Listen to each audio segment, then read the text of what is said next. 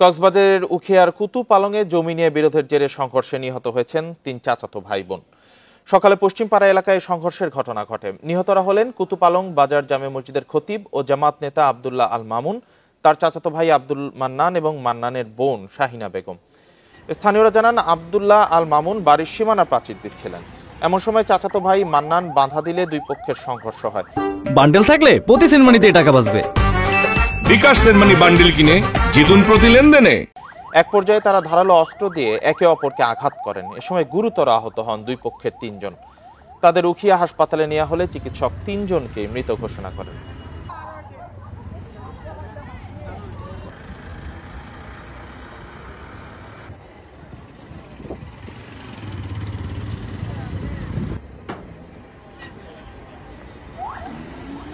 এ বিষয়ে আরো জানাতে কক্সবাজার থেকে যোগ দিয়েছেন সহকর্মী তৌফিকুল ইসলাম। তৌফিকুল ইসলাম, এখন পর্যন্ত কোনো মামলা হয়েছে কিনা বা কেউ গ্রেপ্তার হয়েছেন কিনা, সর্বশেষ আপডেট কি?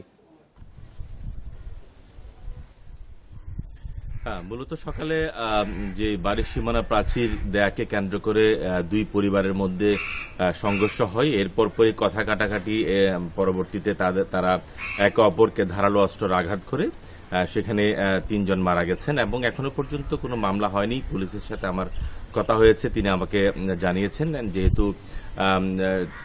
তাদের মরদেহ এখনো পর্যন্ত উখিয়া হাসপাতালে রয়েছে এবং সেখানে সুরতহাল করা হচ্ছে। তো সবকিছু মিলিয়ে আসলে প্রকৃতপক্ষে এই ঘটনার পুঙ্খানুপুঙ্খানু তদন্ত করা হচ্ছে এবং যারা এই ঘটনার সাথে অন্যান্য যারা জড়িত আছেন তাদেরকেও আসলে ধরার জন্য চেষ্টা চলছে বলে জানিয়েছেন।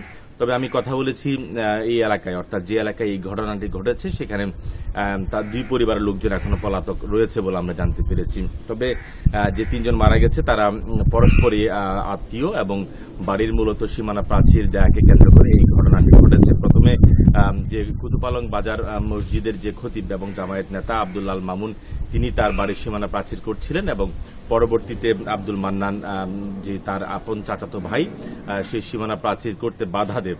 তো বাধা দেওয়ার এক পর্যায়ে দুই পরিবারের মধ্যে বিবাদ সংঘর্ষ হয়। তো সেখানে একজন নারী, অর্থাৎ মান্নানের যে বোন শাহিনা, সেও ঘটনাস্থলে মারা যায়। আরো কয়েকজন কম বেশি আহত হয়েছে বলে আমরা জানতে পেরেছি। তারাও প্রাথমিক চিকিৎসা সেবা নিয়েছেন হাসপাতাল থেকে। এখনো পর্যন্ত যে দুই পরিবারের যে অন্যান্য সদস্যরা তারা পলাতক রয়েছে বলে আমরা জানতে পেরেছি। তবে ঘটনাস্থলে পুলিশ রয়েছে এবং এলাকার মধ্যে অনেকটা এই বিষয় নিয়ে অনেকটা আতঙ্ক বিরাজ করছে, যেহেতু তারা দুই পরস্পর পরিবার, আরো কয়েকজন পরিবার তাদের মধ্যে সেখানে আছে। তো সবকিছু মিলিয়ে আসলে এখনো পর্যন্ত কোনো মামলা হয়নি। যেই পুলিশ বলছেন যেই প্রকৃত যারা অপরাধী আছেন তাদেরকে গ্রেফতার করা হবে। জমি নিয়ে বিরোধের জেরে হত্যাকাণ্ডের বিষয়ে কক্সবাজার থেকে জানাচ্ছিলেন সহকর্মী তৌফিকুল ইসলাম।